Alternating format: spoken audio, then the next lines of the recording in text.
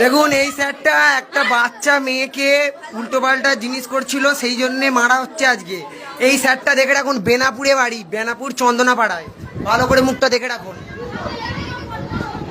দেখেছেন তো সব দেখ। আরে এইটা তো ছাড়া থাকবে, লোক তো দেখতে পাবে নাকি?